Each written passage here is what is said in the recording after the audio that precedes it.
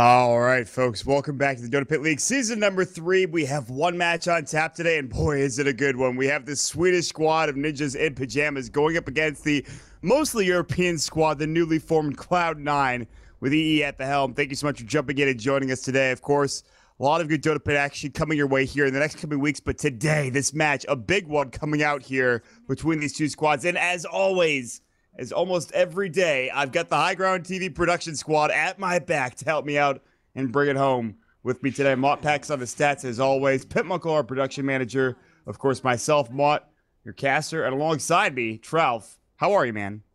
I'm good. I'm waking up, but I'm excited to see these two teams. I'm excited to see Cloud9 and see how they perform after... this is my first time watching them personally perform after DAC, so this should be a lot of fun. Also, Ninjas in Pajamas, it's important to note that they have a new player on their roster, which is Limp, formerly of Complexity. They got rid of 8mother. I don't know why. Maybe chat is more informed than me, but I'm not sure. But that should be fun to watch. Going to chat already early on in the broadcast, fan. Always a mistake going to chat and trying to talk about roster issues. Yeah, I'm going to have a nice conversation with them. Well, yeah, they grabbed Limp, and honestly, I think that's a really, really solid choice because when he played for Complexity, he was one of the players that I was most impressed with. Although 8mother is also a very good player in his own right, but I can kind of see where they're coming from. I'm not sure if they drafted around him and gave him Venomancer and Viper only, but that's like it felt like those were the two heroes he played like exclusively, and it bothered me. I'm like, why don't you just pick him other heroes, guys? Can we pick some heroes for him? He played Invoker quite nicely. I remember his Invoker was somewhat impressive. Yeah, I don't know, because it seemed like it was just one of those interesting things to me, because I never felt like watching him like, oh, he's not playing well, or so that maybe there's like internal conflicts or something that we don't know about as observers. So can only speculate. But anyway, as far as the draft is concerned, here we got some different things coming up. Dazzle, Axe for Ninjas in Pajamas. They banned out the Wisp and the Chen, which is funny because I think they like playing Chen probably more than Cloud9 does. I know Hanskin picks that stuff all the time. And Cloud9, they pick up an early first overall pick, Batrider, and then finish it off with the Shadow Fiend in the first two. When you have the arguably best Batrider in the world on your squad, which I'm sure a lot of people would disagree with that, but he's right up there in terms of the best Batriders in the world. And if you're going to have that option, you should go for it. And they do. They pick up the Bone 7 Batrider for themselves, and I think that's a solid choice. They pick up the Shadow Fiend as well, so we'll see if Fawcett picks that up and plays it as well. I like this new roster, but I'm not sure how well they're going to play. Like, they have yet to have a really true test. Obviously, they did very well at DAC, but I think this season of Dota Pit is going to be a big indication of where they're headed. They're up against some tough teams. I mean, obviously NiP, Asus Polar is in this Group A as well. Evil Geniuses is probably the biggest team that they have to face up against, but that's not going to be today. That's a little bit later on in their tournament. And they go for the Omni Knight, which is a hero we've seen on and off recently. And yeah, they've got some really nice early game coming out with the Cloud9 draft. And then, well, NiP, they have the Axe Earthshaker. Nice stuff. Yeah, give me just a second. I'm muted in Dota TV. This always happens to me sometimes when I change my mic. So I'm going to quickly reconnect to Dota 2. Okay. Give me just a minute. Yeah, that always happens to me. I was actually, well, I got to shout out to Pip because he said something about his mic being muted in game. And I'm like, oh, my mic's probably not on because I was playing Dota last night. It's like, I better put my exec on. So got that squared away. But listen, it's just the draft. It's not a big deal. It happens all the time. So NiP, Earthshaker, what are they going to grab next? They have the Dazzle Axe. That's a solid dual lane. The aggro dual lane is going to come out from them more than likely. That aggro dual lane has put in so much work for almost every squad, and they get the Bristle back. Oh my god, they're going to run at heroes. NiP have the let's face rush every single hero on the enemy team kind of lineup, which I love. Oh, it's scary. Sketchy stuff, Bristleback. Is kind of an asshole in terms of just what he can provide. His right click, his Warpath stacks, obviously, his Quill Sprays, and then the Axe as well. They have a lot of early game damage and take it. It's how he's supposed to kill anybody here if you're Cloud9. I don't see it. I just don't see it. Yeah, the laning stage could be scary for sure. Like, Dazzle plus either Axe or Bristleback, and then whatever other support, in this case, Earthshaker. It's really scary to go against if you're a defensive tri-lane. Omni Knight Lion is really not the best pairing for a safe lane tri-lane. It's really going to come down to what they want to have as their core. But then when you're in a position where you're drafting your core hero, your one position to just make sure you don't get, screwed in lane, then you can't really think about the overall picture about what's going to work best with the team. Do I have enough late game carry? These are the kind of hard decisions you have to make when you have to worry about, getting aggro tri-lane by either an Axe or a Bristleback. I mean, that's a very good point, and it feels almost like Cloud9 are just kind of staving off the aggression and hoping they can get out of the laning phase alive. And if that's the case with your draft, then how do you say, okay, well, here's what our overall plan is, like you were talking about. I definitely agree with you. Omni Knight line in a tri-lane might be okay to survive, though. Omni Knight with Purification, kind of deceptive in the fact that maybe somebody's dying, he heals him back up, and he's good to go. Earthspike and Hex are very good against any hero, really, on this squad. But again, there's so much sustain coming out from these heroes, especially with a Dazzle and Toe, that I'm kind of concerned for or rather for Cloud9 in this laning phase. But we'll see how things do turn out here. They do have the SF to work with, which is always nice. We'll see where they send the Bristleback. I feel like Axe Dazzle's probably the aggro dual lane situation, and then maybe send Bristleback either safe lane or mid lane. We've seen mid Bristle. I'm not sure if that's the case this game. I don't know if that's what they want to do, though. Yeah, I'm not quite sure. I mean, they could put Bristleback in the solo safe lane against Batrider. I think he would actually do just fine. I don't think he'll necessarily win, but I think he's actually not too bad against Batrider because he's not ever in a position to really die without at least putting pressure onto the Batrider himself with extra stacks of his cool sprays. So that could be a lane, and then they could go aggro with Axe, Earthshaker, Dazzle. The one good thing I think Cloud9 has going for them is they have this early pick Shadow Fiend, which is a premier pick right now in the metagame. And it beats most mid heroes, and I haven't seen a mid hero right now available for Ninjas in Pajamas that can really shut down a Shadow Fiend. I guess, actually I look here and there's Sniper? Sniper is not banned yet. I'm wondering if Cloud9 wants to ban that. I've seen more snipers just destroy Shadow Fiends. Yeah. Okay, yeah. Smart ban. I think that's really smart. If that got through, I would have been like, that draft is disgusting for an IP. Yeah. So other options, like I've talked about this a lot just because we've been seeing Shadow Fiend picked up a lot, but Viper is an okay option. I think that they would have okay late game with Bristleback and Viper if they wanted to go with that. Razor, actually, oddly enough, is actually really good, but they banned. It's funny that they banned it out themselves because Razor is actually not only okay against Shadow Fiend, but very good against Batrider. It kind of forces Batrider to either get repelled all the time or get a BKB. So curious to see what Ninjas in Pajamas go for the last pick. And is Razor good against the Batrider because of his unstable current? Yes, you basically just stay there when you lasso him, unless you have a BKB, or in this case, the Omni Knight repel. Yeah, you literally just don't move. You take that hit, and you're just like, well, I guess I lasted him. What do we do now? So yeah, that's a really good point. NiP go for the Zeus though. Okay. That's not bad. That's really good against Batrider, so too. The Arc Lightning coming out, and he probably is put in the mid lane, I imagine, going out for Ninja's Pajamas against the Shadow Fiend. So I like the choice as well. Yeah, it's another one of those. It's a hero that can not really shut down a Shadow Fiend, but it will farm as much as the Shadow Fiend does, but probably a little less, just because Shadow Fiend can farm the creeps in mid and the jungle at the same time. So it's a nice hero for the mid. Like I said, it's also really good against Batrider in the mid late game because using your ult early on in team fights before the Batrider uses the lasso, it obviously cancels his blink, and then he couldn't have the initiation that he wanted to have. Yeah, that's easier said than done, but I think they could get it done later on in these engagements if he's got the right timing for it. Plus, I think it provides a lot of early aggression, like Bristleback or Axe or whoever are going to be fighting, say down bottom or even top, and then Zeus pops his ultimate, and that hero's probably dead. It's going to get Colding Bladed, or Bristleback will chase him down with goo and just right-click him to death. So I think Cloud9 have to look out in this early game, this early to mid-game, because Ninjas in Pajamas have this huge team fighting lineup, which it's kind of strange because we didn't really see this lineup coming from them in the qualifiers. They would always go for a Jonas and Fan picking a Slaughter. 8 Mother would pick Venomancer or Viper, and then Arrow would pick this hard farming carry, or harder farming carry, I should say. And it's kind of very different from what we see in this draft altogether. But again, we haven't seen them in a while. We saw them in Dota Pit in one series. They are 2-0 here in Group A. I think it was against, let's see, Fire. Yeah, they 2-0'd Fire. Now Cloud9, their last pick. They have to go for a safe lane, or what are they going to grab here? We'll see. Yeah, could be. I mean, typically you'd want some kind of ranged carry against Axe or Bristleback. The best way, or they could do something totally different and go with an anti-mage. I know that they really like to play these 4 protect 1 lineups in general for Cloud9, especially when they pick up a Batrider. It's not so much that case because they have a Shadow Fiend. They're going to go with the Juggernaut this time, though. Okay. I'm going to be honest, I was completely expecting that pick. And oh, it really? does not, it doesn't blow me. I mean, well, like, you see Juggernaut so often, it's not banned. And it's available in the last pick. What else are they going to grab? I mean, Juggernaut just seems like the best possible option in this situation. That's just the way the patch goes, I guess. That's how I feel about the patch right now, so...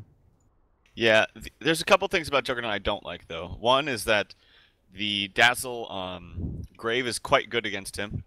And the heal is quite good against him through the spin as well, because it's physical damage. Also, Bristleback and Axe are both very good against Juggernaut, because the call will obviously go through the spin. Bristleback doesn't really care about the spin, because he amps up that physical damage. I thought maybe like Anti-Mage could have been pretty good, because it's really good against Axe. But it's not so much that it's not the Anti-Mage pick. I just don't know if Juggernaut's that great against the heroes that are being shown right now.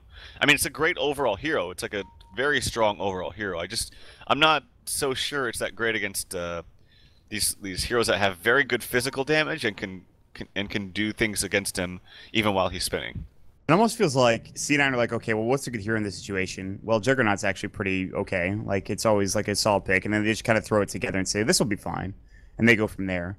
So it feels like they're kind of just hoping that this landing phase goes okay. And NiP, I think, have the better draft, but in terms of the play, it really comes down to can they execute. At least I like the NiP draft better. I don't know. This might be tough for Cloud9. Although, again, I've talked about it. They have Bone 7's Batrider. They have some good supports for them as well. The Omni Knight coming out for No Tail, who apparently is AFK. I'll be back in just a moment. The first game of this 2-game series. What are we looking at for lanes here? We already talked about NiP a little bit. Limp probably goes mid on the Zeus. You have Era's safe lane with Earthshaker roaming for handscan, and then probably aggro dueling. Would you say that's probably the way you land this for NiP? Well, like I said, I think that Bristleback could be okay against the Batrider top. Because I just think that they have a really strong aggressive tri-lane with Axe and Dazzle and Earthshaker.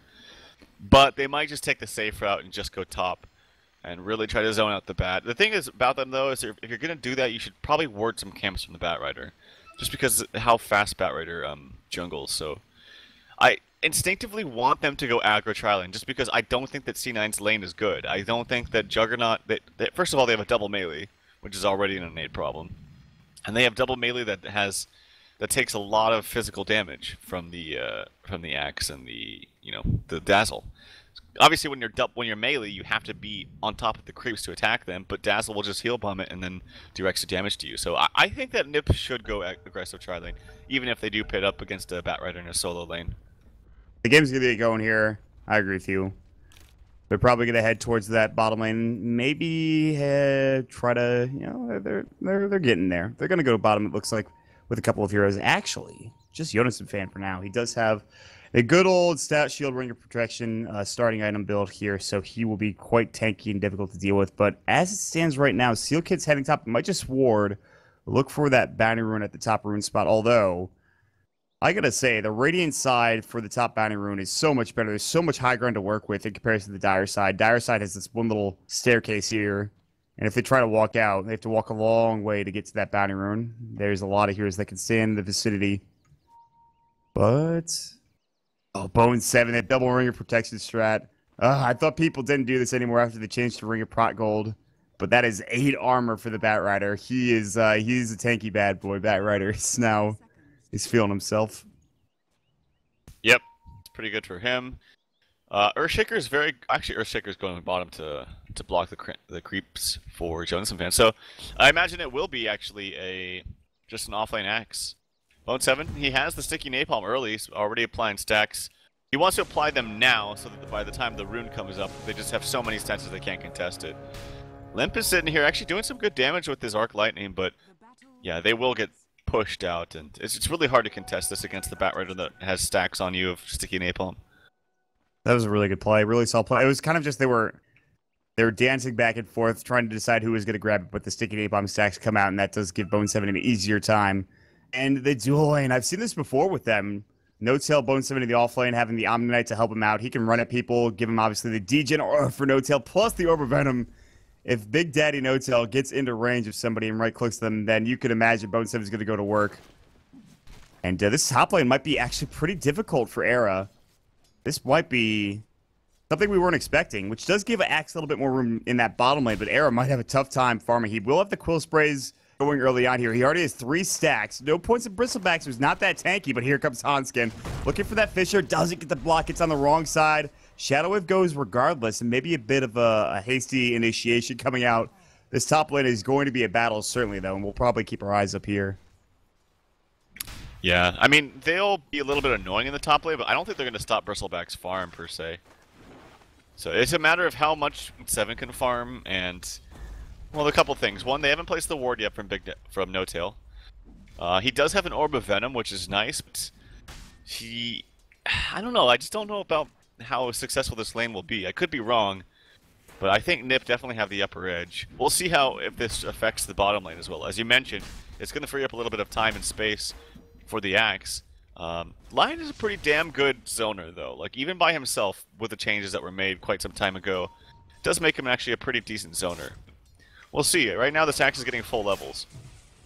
Yeah, the Axe does have Battle Hunger. He already used it early on onto E and gave him some right clicks and counter helix procs, and he had to back away from a creep wave and miss a couple of CS. So it's already affecting him a little bit, although he still has decent CS with 6 last hits, so we'll see how things turn out. Seal Kid is smoked up, and he's going to head to the bottom lane. They're just going to keep Era up here kind of alone, and I think this might be okay. I don't know if he needs that much help. Even against a dual lane, he'll have to be careful. Degenerate is going to go, as well as the Orb of Venom. Oh, he goes as well. The Firefly, the 2 stacks coming out. Era in trouble. Fissure, No-Tail is going to fall, but they don't get the first blood goal. It's split up between the supports, or rather the creeps, I believe. Bottom lane is nothing's happening there. All right. Well, pretty big mistake. Those Quill Sprays come out, they stack up, and you're dead all of a sudden. Yeah, and he doesn't even have Repel, not like it would matter, because you know, obviously the damage can still go through it, but not a good way to start that. And like I said, the biggest thing about this lane, a nice purification doing some extra damage, but he does have a health potion up top, so it doesn't matter. The biggest thing I think for Cloud9 is not so much like, hey, we're disrupting Bristleback's farm. It's like, we need to make sure that our Batrider gets free farm. And I don't think he's going to get a ton of farm up there staying in the lane. I think Batrider farm is just simply much faster in the jungle. So yeah, it's going to turn into, I think, what should be an Omni Knight offlane and maybe just Batrider jungle, but then that means bottom lane's going to have a much better time for Jonas Fan, who's up to 15 CS right now. I think if they... Oh, top lane? Era? Okay, no. Degenora, Orb of Venom, they do TP the bat back up. Maybe they try to go for the kill again, but even then, that seems a bit dangerous. If they just sack that top lane and they rotate maybe Omni Knight down bottom, they not only give their safe lane farm, but they can also stack up the jungle like you were talking about. So this top lane feels as if they're putting a lot of pressure on stopping the farm of Hanskin, but they've already died once to... Or not Hanskin, rather Era, but they've already died once to the Bristleback, so... this is going to turn into a weird off lane coming up for Cloud9. And now Era runs at BDN. And, well, he does get Purification. There's going to be the Fissure coming out, but Era kind of low. Does have a salve. Not going to use it yet. He has 7 sick charges as well. How about this mid lane? We haven't talked about it. And, of course, Fata with 23 CS, unsurprisingly. He's got 22 Necro Mastery stacks. Zeus is 13. That's not very good. They even nice deny play. that haste run to the bottom rune spot for Seal Kid. That was sick coming out from his with the Earth Spike. That was something else, but that could have been, you know, potentially pretty bad. There, that nuke is coming out again up in the top lane. That Satyr Tormentor is just nuking everybody. There is a stun from Hanskin, and it's kind of in an awkward spot. It sort of blocks off. Nope, it does not. So they will be fine. It's more of a defensive measure, if anything. But he's actually out of mana right now. Needs to clarity up. Bottom lane, dives humming. Oh, Axe actually gets hexed up. They won't go any further. Misery's very low. They could have thought it. They maybe thought about diving. They're like, no, TPs could be coming here. I'm surprised Jonas Fan's not going that hard. Fata is diving behind the tower mid, looking for raises. Got his creep wave there to help him out, but he's not going to go too far in. And Zeus is actually getting punished in mid lane, and I don't think it should be this bad. I do think that SF wins the lane, but I think usually Zeus is okay to just at least spam out, so something must have happened in the early parts of this laning stage. And I missed it, but Batrider died to what's probably a Satyr again, nuking him down. Oh my god, those neutral creeps. I'm pretty sure NiP were trying to go on him, and he just somehow denied himself instead of getting killed by the side of the Dire team. That's probably pretty good, although him dying is necessarily not the thing he's looking for. He's actually going to TP back up top. Still no stacks in the Radiant jungle that I can see anyway. As that might be an important... Yeah, I guess that's true, because, like, you have Misery in the... He's just sitting in the trees here. He just can't move anywhere. He's like, please help me. Somebody, dear God. This offlane's terrible. Yeah, I don't know why they wouldn't just try lane defensively and just have the Omni Knight stack, because Omni Knight can't really zone out the Axe anyway since he's a melee hero. I mean, maybe he can because he can spam Purification, but that's not an effective use of mana, so... I'm not all down with the decisions of the lanes, but the good thing, as you mentioned earlier, is that Fata is crushing mid right now. That is the one lane that is going for Cloud9. Top lane, Ares getting plenty of CS, although Batrider is ahead of him, so that is something. However, it's, I think in terms of just straight up net worth, I think Ares is right with that Batrider, even ahead of him. Bottom lane, obviously, is 26 last hits, not the most in the world for that Juggernaut, so... It really comes down to Fata, and maybe just hopefully soon stacking up the jungle. Out top, maybe Fisher coming out. Bone 7 Zeus ult. Can they get another Quill Spray? He's so low. Does get it just in range. Arrow walks in, gets the kill. Bottom lane, EE getting caught out, but backing away. He's struggling, man. This is 41 last hits for Jonas and Fan in comparison to the 27 of Eternal Envy. TP canceled mid lane as Fata was looking to go back in on Limp, or... This is what happened. He TP'd and he realized that he wasn't going to have mana for the Fisher, so he canceled it. It's kind of a misjudgment there by Handskin. Had he had the Fisher, I think get the kill because Limp had one more Lightning Bolt ready to go. But mid lane is a bit of a problem. Like I talked about how he's crushing top lane.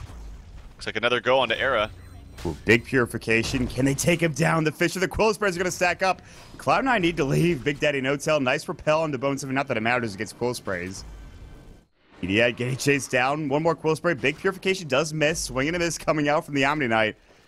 A lot of dancing around. Meanwhile, mid lane, they're diving on Limp. There's going to be the Earth Spike, the raise, double raise going through. Lightning Bolts on the Misery. Can they get the return kill? The Hex is up. They're going to get 2 for 1, 2 for nothing even. And the tower.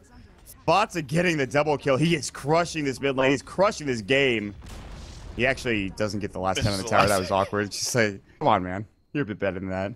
Oh, but mid lane is a gigantic problem right now. Like, he could actually just win the game. Yeah, bottom. Oh my God! Jonas and Fan gets the creep wave, and he gets the dunk coming in as well. He got the creep wave, so when he used his Berserker's Call, he was going in onto, obviously, EE, and he might get another one. He doesn't have the mana for it, but it doesn't matter. Zeus will get the ult, and he'll get the kill. Lip says, thank you very much. I will take that gold. I'll see you later. Jonas and Fan barely alive. Fata chasing after him heavily. Jonas and Fan smartly not going for that DD rune. On the backside, Limp is nearby. Fata kind of low. Lightning Bolt. Fata's like, I need to bottle up. Gonna try to fight. Raise 1. Double raise not gonna go. He doesn't have the mana for it. Fata in trouble. Get jammed. Jonas and Fan comes back in for dessert. He says, thank you very much. He's gonna head back home. He's Jonas and Fan is on a roll. He gets his Vanguard. 8.5 minute Vanguard plus 800 gold and Tranquil Boots. This guy is on a tear. Limp actually almost missed. He did miss the Lightning Bolt there. I was kind of fearful that they weren't going to get that kill because the Fisher was on the other side, but they do come out on top there, NiP. That was a very weird thing by Misery to stay there in melee range of the Axe and still got spun. You can still get spun through the when you're hexed as well, which is kind of annoying. You don't expect it to happen, but that can happen. I imagine that'll be changed. Yeah. And he actually goes for the Vanguard earlier on than this time instead of the Blink.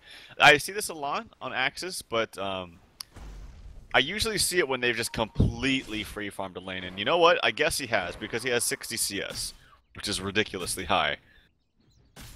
Yeah, I thought he might have been able to get it earlier. Like 5 minutes is the time you'll see for Vanguard in these types of lanes for Axis. Well, at least 56 minutes. Jugs is walking into the jungle. Omni Slash, he thought about using it. Cancels the animation as he got flogged.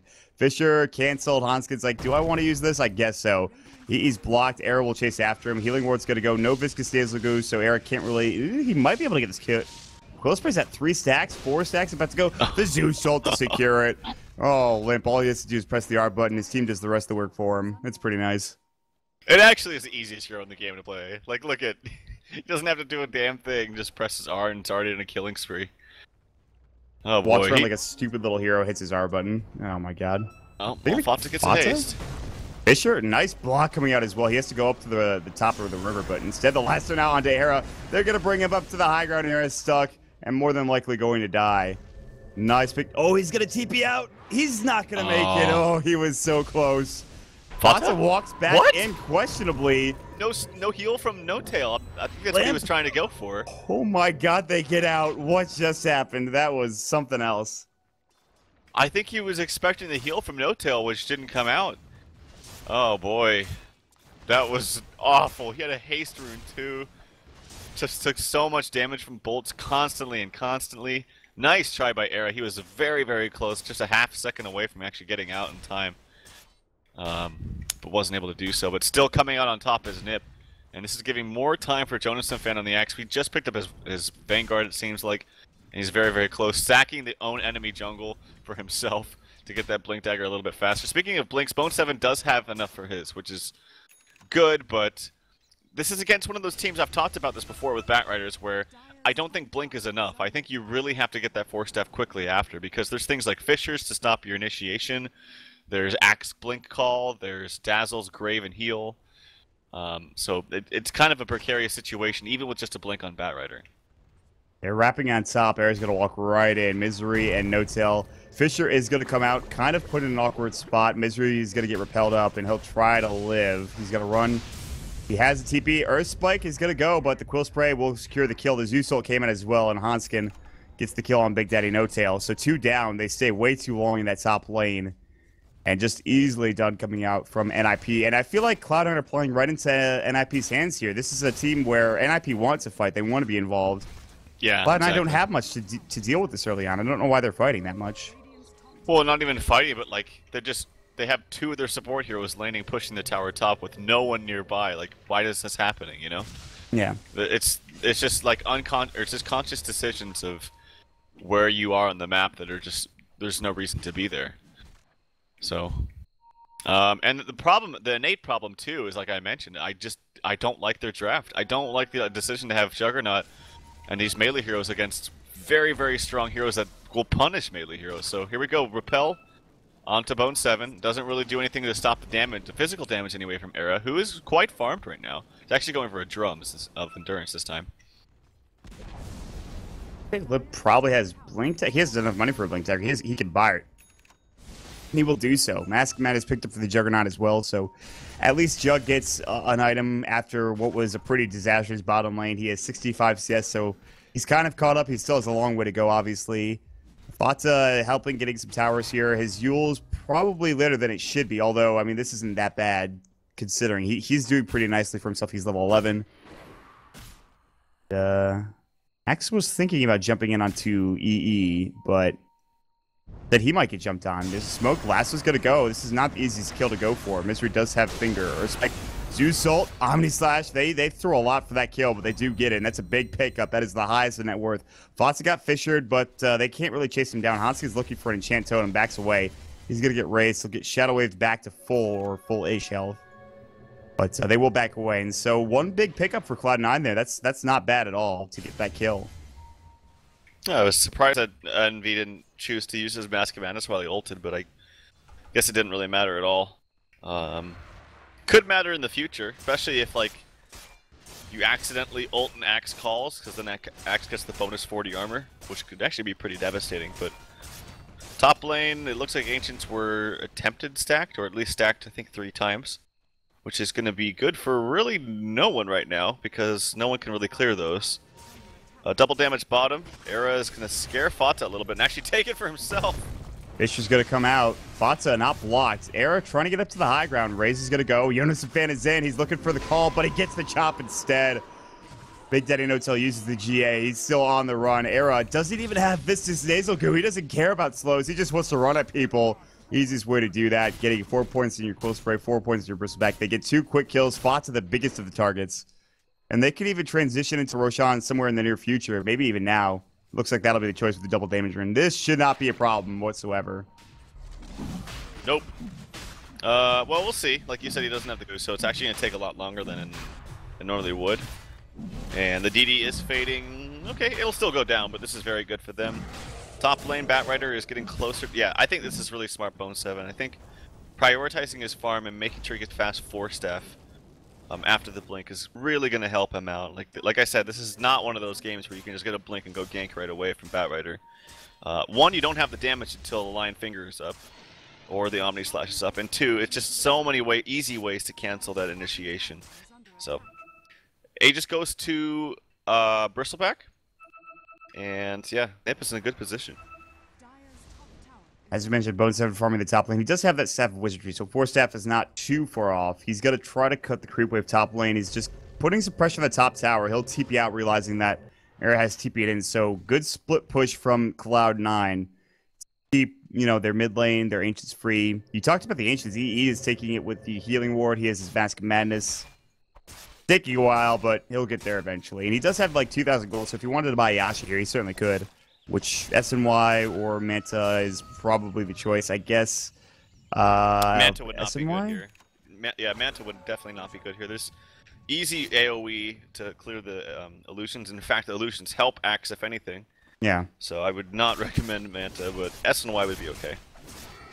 I mean, I don't know what else you go for. Like, it's just, I've seen so many SNYs trigger that I'm not that well versed in what else people pick up on the hero. I guess BKB also could be okay eventually, but still, even that seems like maybe not.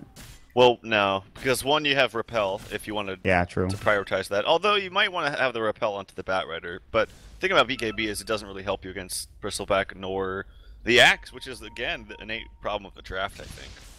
So we'll see. I think SNY is the most likely. I believe Yasha is purchased. Yeah, there's the Yasha flying on the courier. They'll have that, a bit of extra tankability, and when that SNY is done, the Yasha providing some extra damage as well. The main procs coming out, which is nice, but they're going to work on the tier 1 tower, and it feels like NiP finally manning up. They have the Aegis. There's no real reason for them to wait any further. Limp has the Yule Scepter. Jonas Fan has Vanguard, Blank Dagger, and 2,000 gold seemingly out of nowhere, so he could buy an item if he wants to, like a Blade Veil perhaps. You can go for Aghanims as well. There's a couple of options for him. We've seen like Pipe is pretty good on Axe. In this situation, probably okay.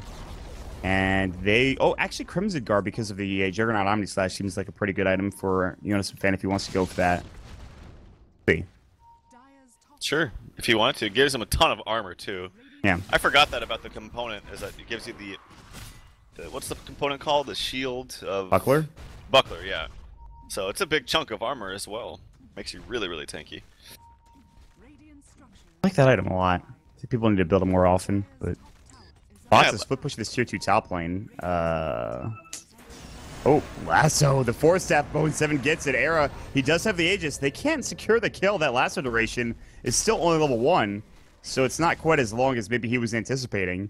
Only 3-second duration compared to maybe 3.5 or 4 seconds coming out from the later Lasso levels. That was just weird. I don't think his team knew he was going. Like, they were not ready. There's a Yules actually on the Jonas Fan. Good damage so far, but... He's still got his team behind him. Oh, Vata gets 4-staffed in by Bone 7. There's the block out coming out. Oh, he gets the call, but nice Guardian Angel going. Maybe he actually quick on the trigger finger. Now Misery finding Limp. Maybe using his finger, thinking about it. Zeus Salt's going to go Requiem, but doesn't really hit anybody with it. Yodason Fan thinking about jumping in his blink off cooldown now. Air very deep into the fight. Yulsip is going to go. Still has the Aegis. They've already lost the Lion, but that's all they've lost. And actually, NiP very low. They'll have to bottle up. Blink away from Bone 7. All the meanwhile, they only lose one hero, and up top, EE is farming away. He has his SNY pretty much. He can purchase it now. He doesn't need a TP scroll, though. That's for damn sure. Yeah, neutral creeps got the kill online. Neutral creeps are just MVP this game. Yeah, they really are. They really are. That. But Era still has his Aegis, and that's good for them. A lot of spells were used from C9. They haven't used the finger yet, though. I think it was still on cooldown or something for Lion, but they do have that available. So that's like their biggest source of damage right now when the Omni Slash isn't available. They'll smoke up for Cloud9. They're going to be the ones to be aggressive here. There is still the Aegis on Era. They didn't take it down in that fight. Botsa stops the smoke to sit back and farm mid, so they'll send 3 heroes into the enemy jungle. The 4th with Juggernaut coming into the backside. Eternal Levy's looking for a hero.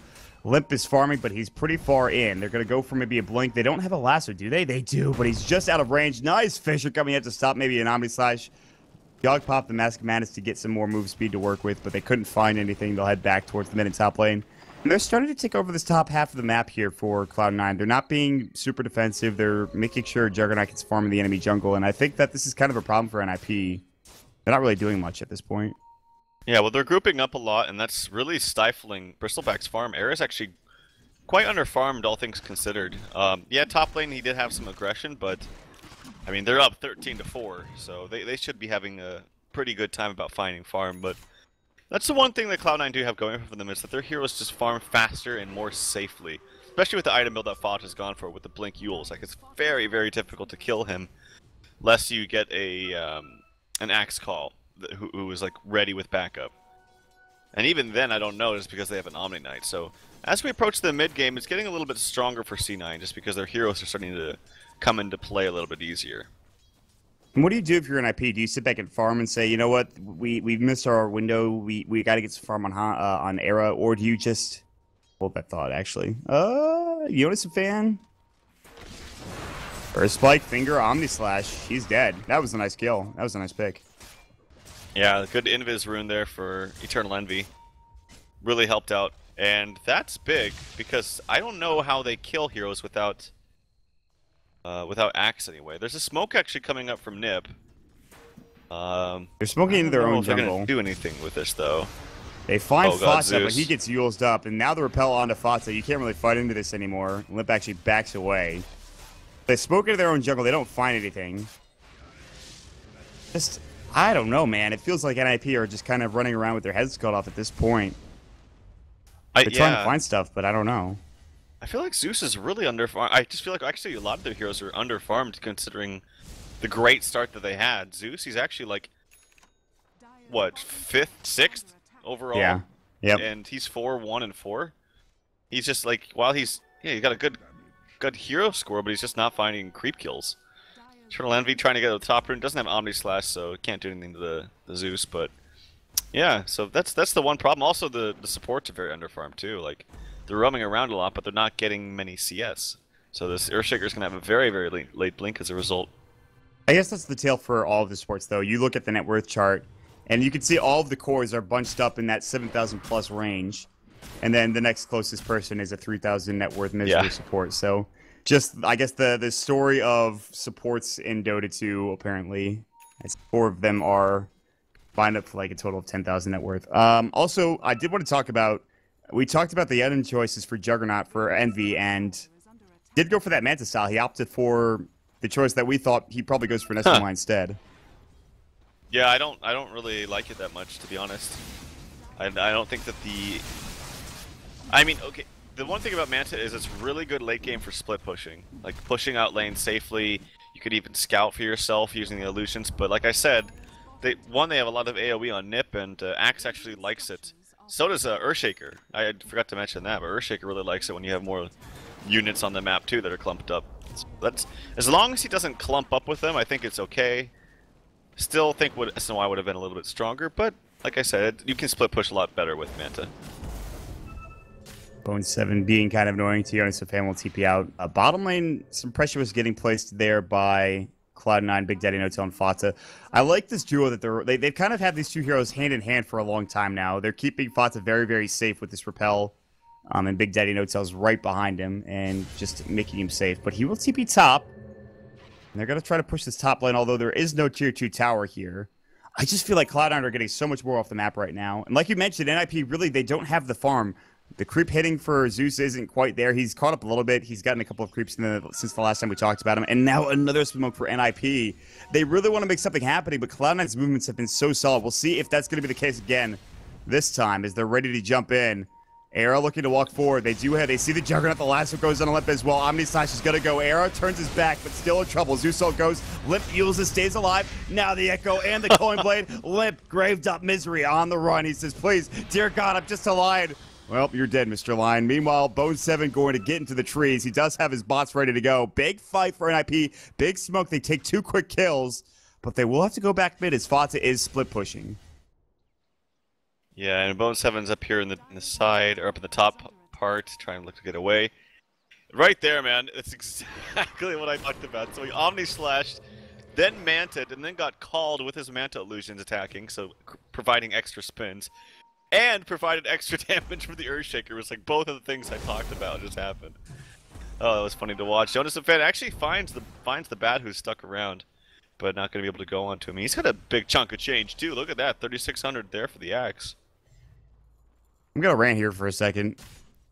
Axe is such a stupid hero. This hero's broken. he is quite strong. I will say that.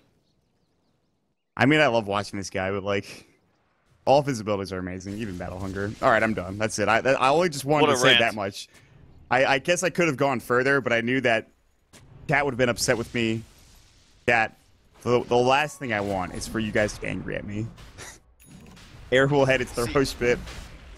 I say it's not a rant unless some F-bombs are thrown in there somewhere. That's true. I mean, I guess it was more of an opinion statement, I suppose. Not much of a rant. That's all right. Maybe next time. Maybe next time I'll go in. You should have heard me the other night when we were talking, when I was streaming and I was talking about Union Gaming. That was a rant, man. Oh, yeah? I went off. I did go off, so. Bristleback, by the way, I don't know if you mentioned this, is going for Hell with the Dominator. Or has gone for it. Yeah, so he wants a Satanic, which is going to help him be very, very tanky, but I guess it's fine. I don't know. You don't really benefit from the extra, like, well, you know what? Now that I think about it, I guess you somewhat do benefit from the lifesteal, because you're actually, when you stack up those Warpath stacks, you're hitting for like 250 or something. Yeah. So maybe it's not so bad, actually. We'll see if it comes into play at all. I am curious. Satanic. Motpax, if you're around, buddy, if you could give us the stats on Bristlebacks that pick up Helmet of the Dominator / Satanic. I'm sure there's not many, but I want to know if there are any other heroes or any other players that have done that in the past. I'm sure there's maybe one or two. We'll see. Hopefully you are around, though. Oh, they're pinging out Envy. They know he's here. He's got a Blade Fury, and they call him. They get the call just in time. EE almost finishes TP. And EE is the master of farming the enemy's like jungle and ancients, but then dying for it. He likes to be greedy in that sense, and that's fine, but with that greed comes the responsibility of, I might die in this situation. They get the kill. That's a big kill coming out for NiP. Yeah. And nice guy EE still manages to stack the ancients for him that he just did, because they killed him in time, and then the new ones respawned. So, looking at the CS, though, for Fata, it's still quite impressive. If he wants to go for the Scotty, he I think has enough for it, so that'll be good for him. Scotty's very, very good against Axe, but Axe just bought a frickin' Shiva's Guard and still has 1,200 gold left. No blink coming up for the Earthshaker, but he's actually very, very close, so maybe they can prioritize a little bit of farm, a little bit of me time for Hanskin. 3 Satanics ever on Bristleback and Pro Dota, but also just 3 Helms. Okay. Yeah, not very many. I am surprised that there are even that many, honestly. I guess it's maybe not that strange. As it's a hard farming hero in the late game, you want to be able to survive. Satanic, one of the ways to do that. So he has bots as well. Bots, S and Y, and Helm of the Dominator. He doesn't have the the biggest items, but that can change quickly. He'll bots and bottom. They're gonna try to go for this tier 2 tower and put a little bit of pressure on Cloud9 as Roshan is, I think, just been killed, and of course Era has the Aegis. He's ready to go. Jonas the Fan is going to Shiva's Guard, make sure nobody's in the vicinity. They actually force a blink out of Bone 7. That was a nice play, but Bots is at the tier 3 tower top lane, and his Scotty is now done. You have to send some heroes back if you're NiP, but Era just botsed in.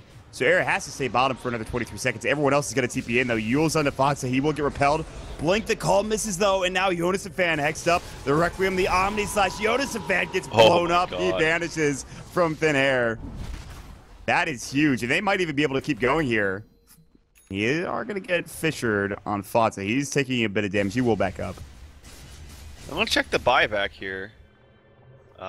He doesn't have it. Oh, it actually says he has it. He has it, but the all right, well. I've seen a bug with that thing lately, where it's supposed to show the gold banner under it if they have it.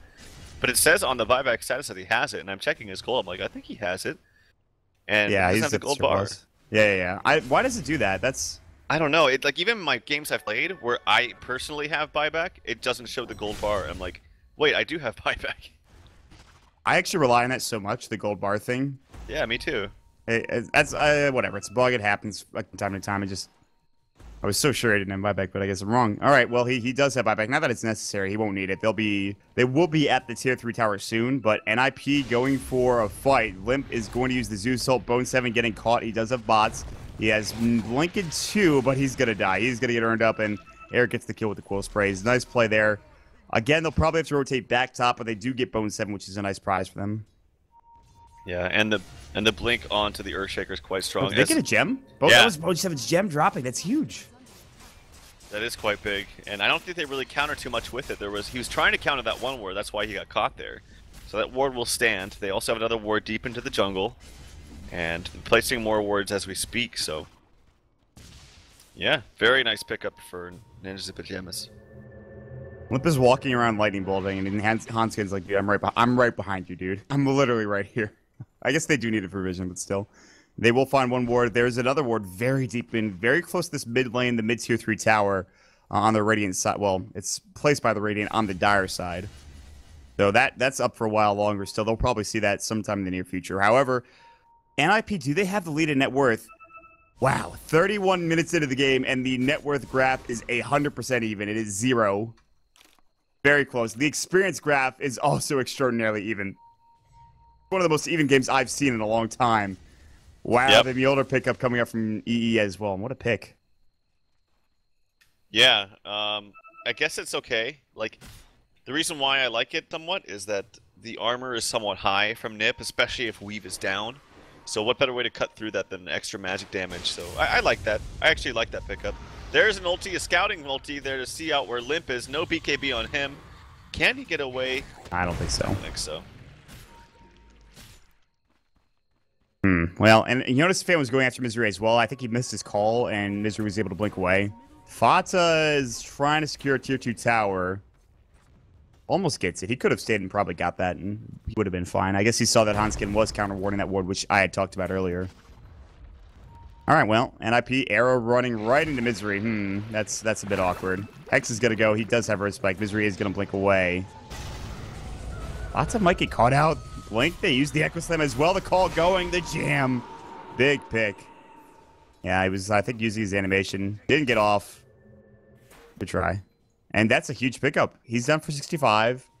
He does have buyback, obviously, but maybe some room for NiP to work with here. Dude, when Era uses just 2 spells, okay, well, 3 spells for sure, he's at haste movement speed. Just 5-2-2. All the time. Yep, all the time.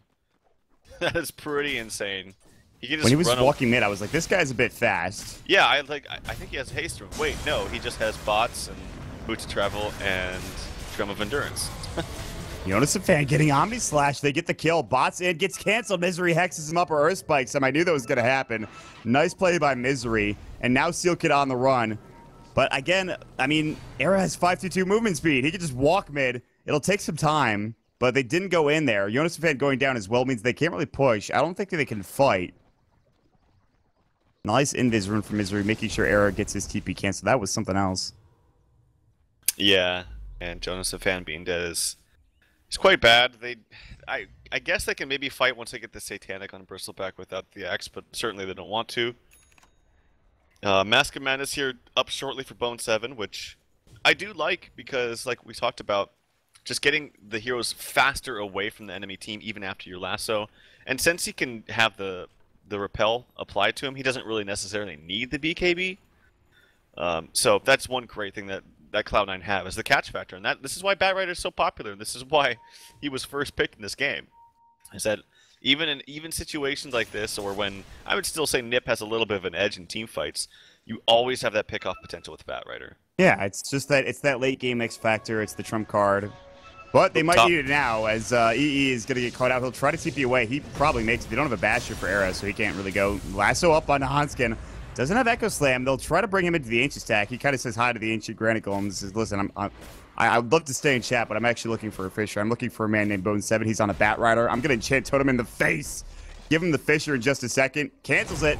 Boom, shakalaka. Hanskin gets it done. They're going to walk down mid now. That's a pretty big kill. No buyback for Bone 7, but Fata, the split pushing master, he's ready to go in that top lane. Let's see who gets the tower first. There is Glyph for, I believe, both teams. Yes. But the Dire tier 3 is a bit lower. Someone's going to have to defend. Yeah, they need somebody to get back there immediately. They'll TP Hanskin home. He does have Echo Slam. Not that will do that much. Tier 3 tower is going to fall. Fata working on the melee racks. Sees Hanskin, backs away. So Hanskin not there to fight. TP coming out from Fatsa. He'll be back home now. Era trying to fight up. He's still no Aegis. He doesn't have a Satanic either. Has the money to buy it. Jonas Fan jumping in. Goes to work. Omni Slash, but he uses up in the air. Jonas Fan in trouble. Still alive. Brave gets out. Big Daddy No-Tail trying to help out. He has no G. He already used it. Big Daddy No-Tail getting chased down by Era. One more right click. Say goodbye, Big Daddy No-Tail. Era unstoppable now. They get 2 kills, but what do they get off the back end of this? I'm not sure if they can continue to push. They're all a bit low. That was Fata's Yules. Why did he really? use him? Oh, jeez. I was checking. I was like, oh, sick. Access of Yules. Wait, oh, it's Fata's. Oh, no. And then a Roshan just respawns. They're going to take that. That's going to be the cheese as well. Oh, boy. That was not good, to say the least. Is Air going to buy Satanic here? Is the question. Maybe he goes for Heart, then no.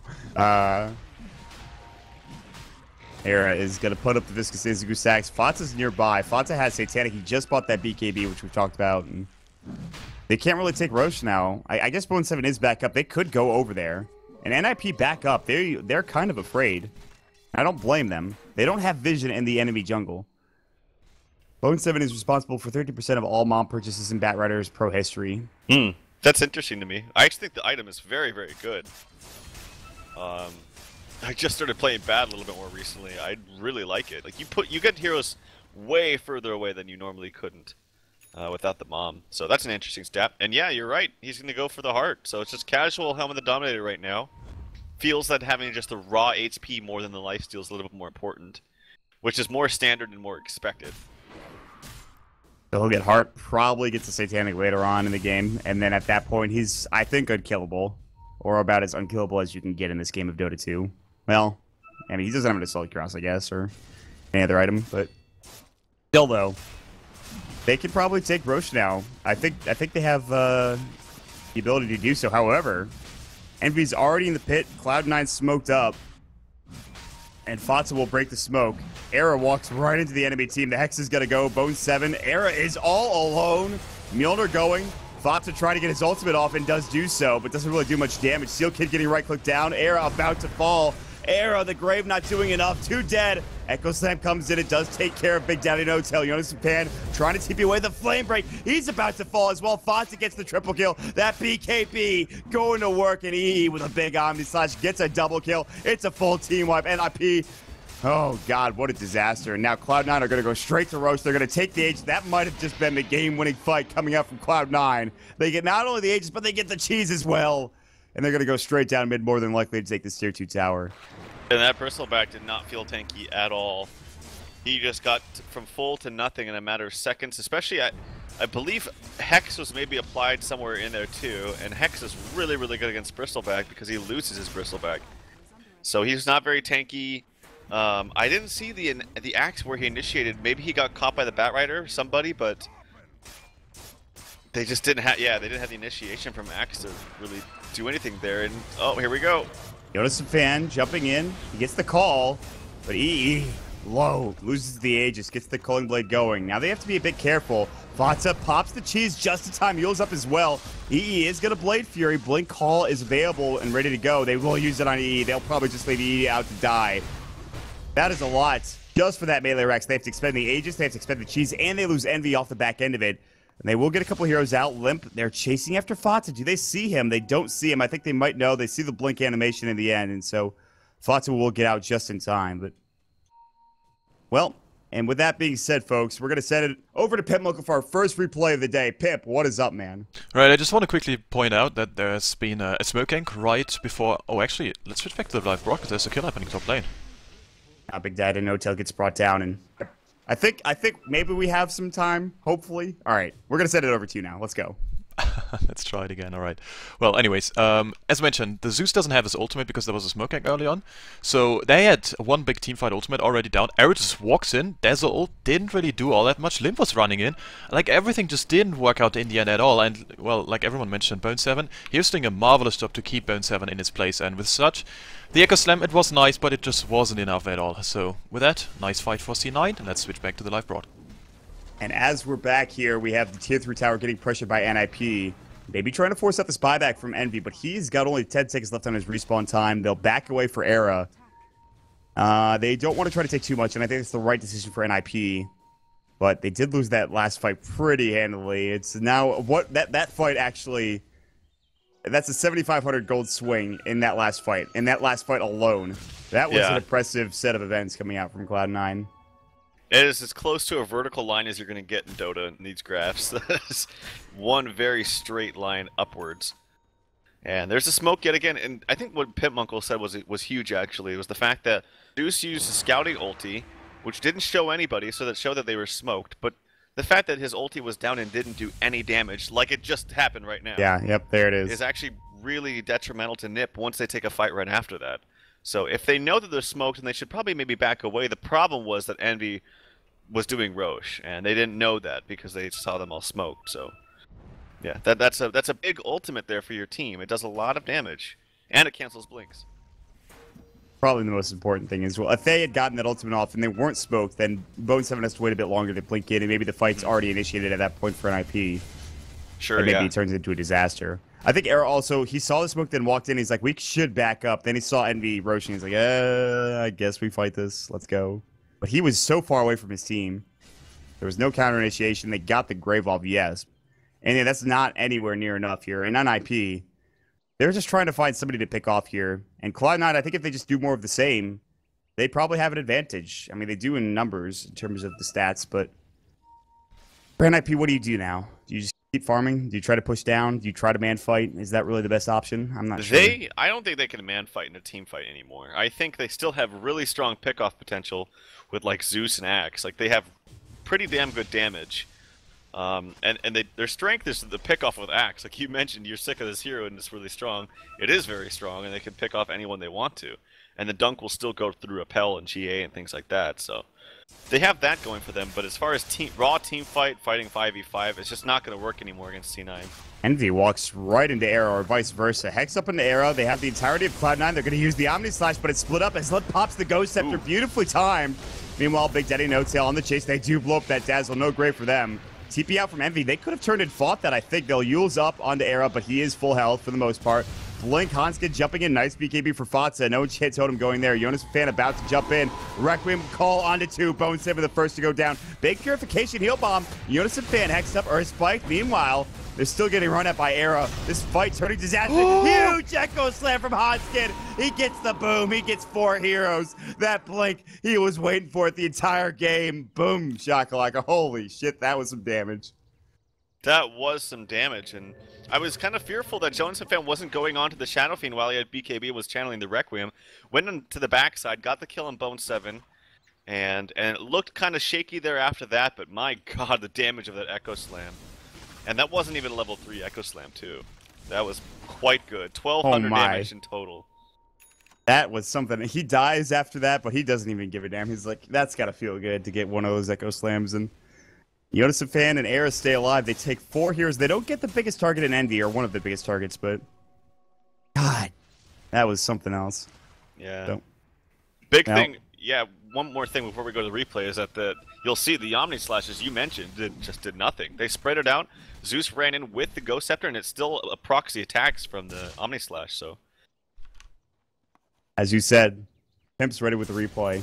Let's send it over to him. Pimp, what's up? All right. Once again, great team fight. This time around, NiP had the better edge. And why? Well, you know what? Eternal Envy, his ultimate was getting completely just soaked up by Era and Limp on a Ghost Scepter. So he was out of the fight. He had to TP out.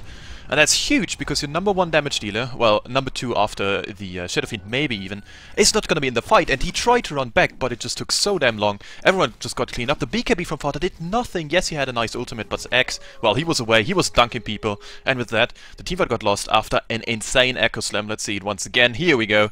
There it's going to be in just a second. And get dunked, boys. Back to you, Mord.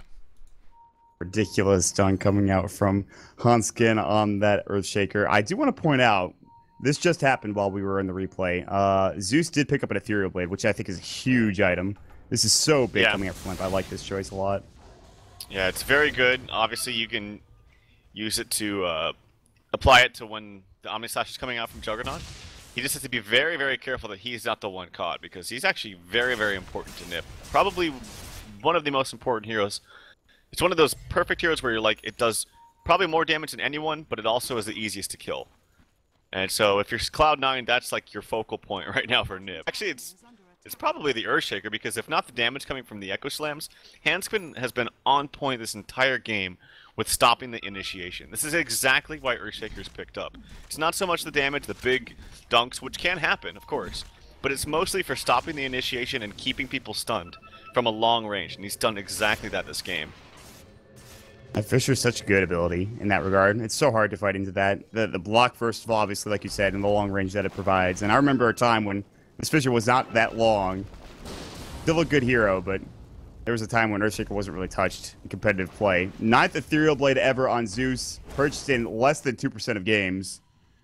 We don't see it too often, but boy, it might come into play here. As this game is getting later and later. We're heading to the 45-minute mark, and it certainly does feel like a late game, although it's going to get tougher and tougher, I feel like, for NiP, as now the Juggernaut has an Abyssal Blade, so that's pretty big. They have the Butterfly for Shadow Fiend as well, so they have a lot of items to work with here, and they're going to head up top lane. They want to finish off this top racks. Easier said than done with Jonas and Fan leading the way.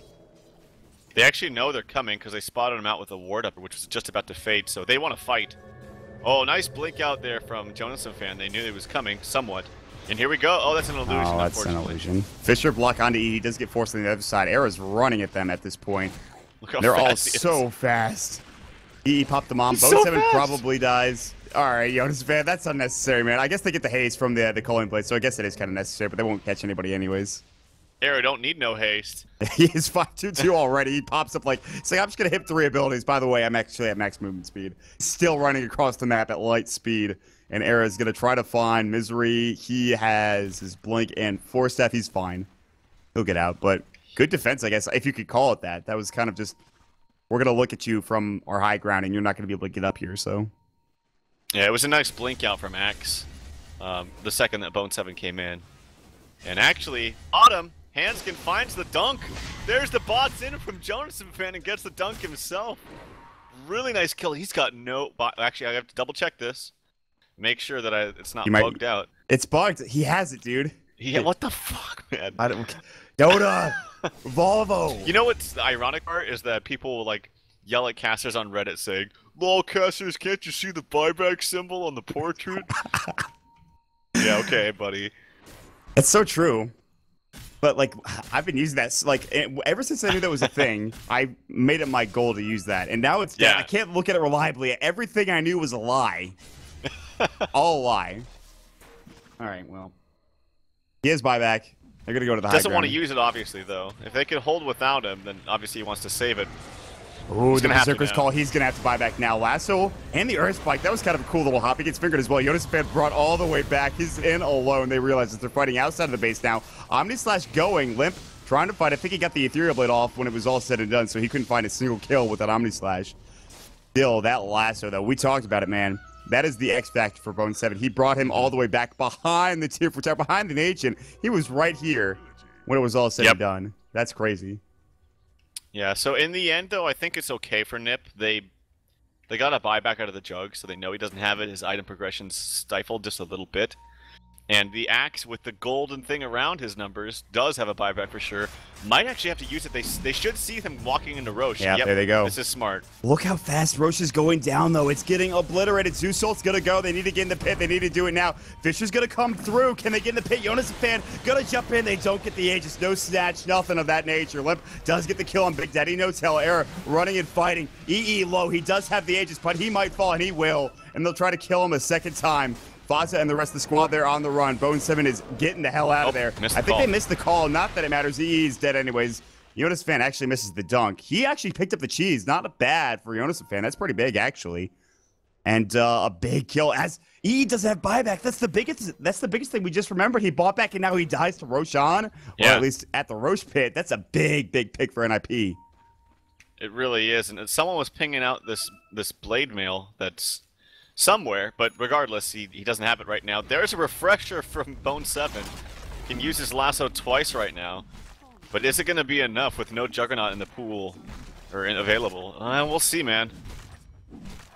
Tough defense. They might even they're looking like they might just give up this melee racks. It's already slow and Era is just going to work. By the way, Era has his Assault Cuirass pretty much done. He has enough money for Hyperstone now. He's waiting to buy it for whatever reason. He has more than enough. Lasso's gonna bring him back though. There's one. Yeah, they will use one. They're going to refresh. Will they go again? Absolutely. Era, you're going to the well, buddy. Have a nice swim. Era, you're dead. Goodbye. And he does have buyback, yes, but Lasso now down for, you know, I guess 60 seconds? No, 48 seconds plus the 180-second refresh orb cooldown. Seal Kid. Oh, God, please, no. Dead. Era does buy back. Hanskin hexed up. Jonas and Fan. Zeusolt's gonna go. They do take down that Dazzle, Ethereal Blade onto Misery. GA, they take down that poor Lion. Now coming back, it's Era. Echo Slam again onto Bone 7. The Fisher, the double Fisher, the Jam. Bone 7 getting to the high ground, but they've already lost 2 heroes. Luckily, Juggernaut is back and alive. Buyback coming in from the Dazzle. They want to try to finish this off. Era going to work. Seal Kid getting ready to get back in. He actually has to defend as the top lane of Rax is now gone. It's an even game in terms of Rax, but now they have the Assault Cross flying in. The damage to the building's that much more. They're going to work. This melee Rax falling so quickly. They have to blink it. Omni Slash is going to go through. They have the Ethereal Blade. Lip not getting in there in time. Finally gets it off. Now Era trying to run and can't attack. Lassoed up. Era brought back to the tier 4s yet again. Meanwhile, they take down Lip on the backside. Era low, getting bashed up. So low. He just bought back. Will he die to the tower? He doesn't regen fast enough from the Heart of Trash. Kill go down. No buyback for him. He's down for 108 seconds, and they don't get the bottom Rax. Fisher goes. Hanskin has to TP back home, and now it's time to defend if you're NiP. And then the Zeus bought back and did nothing with it. Tried to bots in and then canceled it actually himself. That was counter 3-2-2? I thought that maybe Era was just going to save his buyback. They were going to let the Dazzle die and just be on their merry way, right? Like, the Dazzle was going to be the only one dead. The rest of them could have stunned and blinked out. They would have been fine, called it a day. But no, they actually really wanted to fight it, and it did not work out. I think big thing was Limp was really, really late in the Ethereal Blade and just wasn't close enough or something to the Bristleback, and actually used it after the full Omni Slash, and then used it when the spin and the lasso with the Firefly were down, so it actually hurt him more than helped him. Yeah, exactly. So, and then, yeah, now buybacks are wasted. Bristleback doesn't have one available, obviously. Just used it. He's down for 60 seconds. We'll see if Cloud9 can make something happen. Omni Slash will be up before the Bristleback is up, which is huge, because that means he can easily kill some hero before the Bristleback respawns. Jonas and Fan, you've got a lot of work to be doing, my friend. They do have Echo Slam back up, by the way, which you can't underestimate the value of that ability. But is this enough? They are really in trouble here. This Rax, they have no glyph available either. They might just let this Rax go. They'll Fisher up Fatsa. He blinks away from it. What a play. And the melee Rax is close to falling. Blink, lasso Hanskin. They know that Echo Slam's a big ability. They'll lasso him up. The Earth Spike coming out as well. And they will figure him so he can't even get that off. He does have buyback. He'll have to use it. Ag's now picked up for Jonas and Fan. He'll try to take this game and just defend this Rax on his own. They will take the melee Rax. They'll back up. They don't want to go for anything more. Cloud9 being very patient with the play, and I like that decision. And it's so close. This game could go in any direction at this point in time. Back and forth we go. You know, I will say from the games I've watched from NiP, it's all these games that they've played seem to be fun. Like, they always seem to go late. They always seem to be pretty climactic, you know? Back and forth constantly, down to the wire. So it's been really fun. And we go smoking aggressively. Era's up top, showing himself. Trying to push out the lane as much as he can. He should be fine. I don't think that EE can really kill him right now. EE, he does see, or he doesn't see, but there is a double damage up top rune. So I wonder if he can make some with that. But he is not bottom yet. He actually has to TP back to base to get mana. If they fight this right now for NiP, I think they might come out on top just because Envy's not ready to go. There's the Zeus ult. They see exactly where Cloud9 is situated, and they're going to find Bone 7. That's one of the heroes. They get the dunk. Gems on the deck as well. Big Daddy No Tail's like, I'm probably dead. And he most certainly is, I think. Yeah, he has no TP. Big Daddy No Tail, it's just... That's an unfortunate place to be. They get 2 kills. Bone 7 a pretty high value target. Big Daddy No Tail not as much, but still 2 kills, and that's 2 more than maybe Cloud9 were expecting. So, what about Roche? That's still a ways away. Alright, we got a long time before that happens. Look at this. See, like, Omni's Knight has the golden thing around him, and he has a buyback, obviously. Batrider also has a buyback, but he doesn't. Is this a bug, or are we missing something? No, it's definitely a bug. Oh, it's just a bug? Okay. Yeah, I guess that yeah, Pip was saying the calculation is probably wrong. That's probably true. I don't know. There's just they implemented the new surplus system and all that stuff in the last patch, and that might have something to do with it. Who knows how buyback's actually calculated in this situation? But well, they're letting their tier 4s get hit just a little bit. Jonas Stefan's actually walking back to help push it out. He does have boots of travel. We'll see though. We'll see. I don't think Batrider's going to buy back with 9 seconds. No. So this is a really awkward position now. Have the glyph though. Bot's picked up finally for Fatsa. Is he 6 slotted? Yes. I guess you get rid of that blink dagger, maybe, because you already sold his Yules. I don't know if you need the blink. Yeah, maybe just the Daedalus. Yeah, I guess so.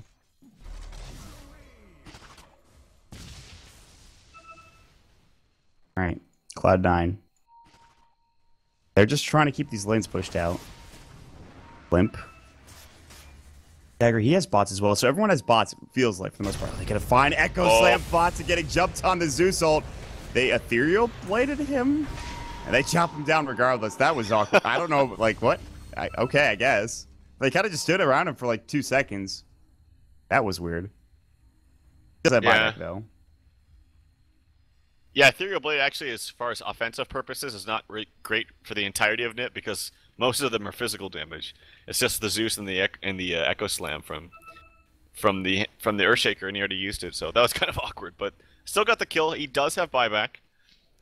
Maybe it'd be in their best interest to bait it out and then maybe go for Roshan. And then they get the Roshan, they have the Aegis and Cheese, no buyback available in SF. We'll see if that's what NiP's line here is, but they should definitely try to pressure when he's down. I think in terms of baiting out the buyback, though, they did that really well last time for Cloud9 when what happened was they went bottom, or went mid, actually, for NiP, and they actually got initiated on with the Batrider last time. Once they brought them back, then Envy bought out, and they actually had a fight off the back end of that. So it feels like NiP have to be very careful with, you know, this push. And there is no glyph. Here comes Bat. Here comes Batrider. There it is. It's like clockwork. Nice Yule Scepter coming out, but he might have the Refresher. Does pull him back yet again. Refreshes up. Era. He's going to get lassoed again. He's going to get brought back to the well. Will he get there? Absolutely. He's going to try to walk out. Ethereal Blade. He does have the cheese. SF buys back. Era pops the cheese. Flame Break back into the well. He's just trying to leave. That's all he's trying to do is get out. Jonas Fan will take down that melee Rax. He gets a double kill on the back end of it. Now, TP in. That's going to be coming in from Misery. Looking for an Earth Spike or something. Finds Era. The right click to Scotty, slowing him down the finger. That doesn't really do much damage, but it will do enough to push him back with the Flame Break. The right click, more than enough to get the kill. Triple kill for Envy. And they lose the melee Rax, but they still defend nicely. Actually, you notice the fan on the run. He has BKB TP in 3 seconds. He does. He will BKB. He will TP. There is no lasso. He will make it out. Okay, a couple things about that. One is NiP did get the Rax, which is important. And actually, it's taking some permanent damage here from that catapult there, but No Tail will kill it. They have a buyback available on at least the Bristleback. Limp? And Dazzle has it as well. Okay. Limp is going to get lassoed up. They bot's top lane, and they just go right onto the Zeus, and he doesn't have buyback. Well, hold on. He doesn't. He doesn't for 8 seconds. I think. Yeah. All right, buybacks this game are just so, like, I can't even like, I need to keep my I button open as much as... Yeah, seriously. I don't know what's happening. Volvo, you need to fix this. But yeah. They did lose the Rax, and they've almost lost the other ranged Rax, and I think they did get some nice kills on NiP, but it could have been 100% cleaner if they just repelled the Batrider instead of the Juggernaut. Because it was a really nice play by Limp, I believe, who actually blinked in and Yuled him immediately. Yeah. So it stopped his backwards progression towards the well. And while he still got a second one onto him, they didn't really need it if he just had the repel onto the Batrider. Up to the high ground now. No buybacks forced. And again, Zeus does have buyback, but it doesn't show the gold banner, which we'll harp on for ages, but still. Bristleback's alive. They did get that melee Rex mid, so the Rexes are 100% even at this point. There is one difference, though, between NiP and C9's base, is that there is a Tier 2 tower top lane that doesn't exist in the Tier 2 tower bottom lane for NiP. So that's the one big difference. Roche is going to respawn momentarily. There it goes. They had vision of it respawning. They ping it out. They smoke up. Are they going to go straight for Roche? If that's the case, I don't think NiP can get here fast enough to deal with this. I mean, EE and Vanta do so much damage that this is just going to get obliterated, and there's no way they can test this Aegis or Cheese. So that's actually the X Factor coming out for Cloud9, and maybe they can get a building off the back end of this. Maybe they can get a team fight. Maybe they can win the game. Who knows? We are at 59 minutes. We are 20 seconds away from hitting that 60-minute mark in our first game of a 2-game series today between C9 and NiP. I guess we couldn't have it any other way. And the Juggernaut just built a full, complete butterfly. And I believe he will still have buyback after that. Yes. Checking his thing. Yep, he's got. I love this new thing. If you see it, if you hover over it, it says like 375 surplus of gold. Yeah. That's pretty cool. Yeah, that no math required. Thank God. NiP walking, smoked up. They're going to head towards the bottom jungle, perhaps. There's a heart now done. It feels like every other moment I see Jonas and Fan picking up another item. Yeah. He is definitely 6-slotted right now. Diva's guard. He has heart, Ags. Ooh. Yeah, he's super 6-slotted, actually. They're going to find Misery. Gets used up. X goes. Lasso brings Hanskin back down to the low ground. They actually put him on the cliff. He doesn't have Force Staff. Omnislash going in the backside, I believe. But Limp pops the Ghost Scepter. Jonas Fan takes a lot of damage, but will back away. What else is happening here on the backside? Era's kind of alone at this point. Refresher for Bone 7. Maybe looking for another Lasso. He'll find it again, and the Hex goes out as where Era brought back. And Seal Kid blown up by the Requiem. The Raise misses. He'll earn himself. He's going to try to get the Grave off. Doesn't get it off. Meanwhile, Era on the run. Fisher comes out. EE up in the air with the Yule Scepter. He'll try to back away. Bone 7 breaks across. The throne is taking damage. Meanwhile, the Ancient back at the base. NiP maybe in some trouble here. They're still fighting the mid lane. Jonas Fan gets done a big Echo Slam on Fonza, but where's the follow-up? He's still alive. Fonza already used the Satanic. Era doesn't have one. His heart going to work. The throne back at the base, getting low, below half health. NiP, they have to get back. They have to just stop this fight, get back home. It's too late. They're already all going down. They're going to bots in, and it's too late. NiP's throne is dead. Jonas Fan gets there 1 second too late. And that is the game. You couldn't have asked for a better ending. NiP go down. An awful fight. An awful defense. They're throwing exposed. Cloud9 take the victory after a long-winded 60-plus minute game. 61 minutes and 31 seconds. Ooh, what a game, man. Oh, boy. That's gotta sting, you know? That's all I'm gonna say right there. That's gotta sting with the throne dying like that. I would still say really nicely played by both teams, honestly. Like, for NiP, the standout player to me, honestly, was Hanskin. I thought he played so well this game. Just even though his score is 4 or 5 in support, you can't really tell sometimes, but he was just on point, I would say, most of the time with his Fishers. Always needed to stun when he needed to, and prioritize just the positioning of his Fisher and keeping heroes not from following up on like initiations. And that was very, very good for him.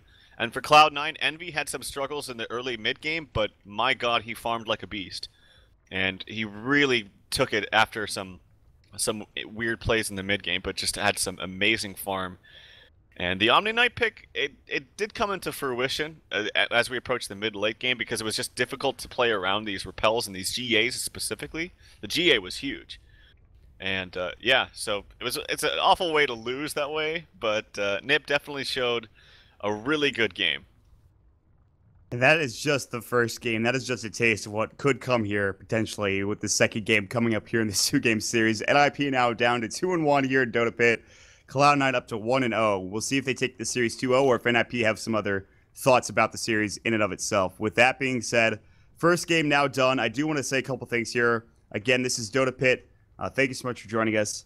Check out, I believe we have a couple of giveaways. One on the Sapphire Steam page. You guys should definitely check that out. Another one being on the Gamers Book Steam group page as well. So check out those 2 giveaways real quick. Gamers Book pretty much has giveaways almost every day, it feels like. Most of them being Arcana, so definitely check that out. Check out twitter.com/DotaPit. For us, if you enjoyed the casting, brought to you by the HighGroundTV production studio. We have, of course, at Motsoda for myself on Twitter. We have at PimpMuckle, who's making noises in my ear. You can check him out on Twitter there. At MottPax for our stats man and Yokemaster. And, of course, at TralfDota, providing that top-tier analysis. So, with that being said, we will be right back into our game number 2 in just a second, guys. Stick around.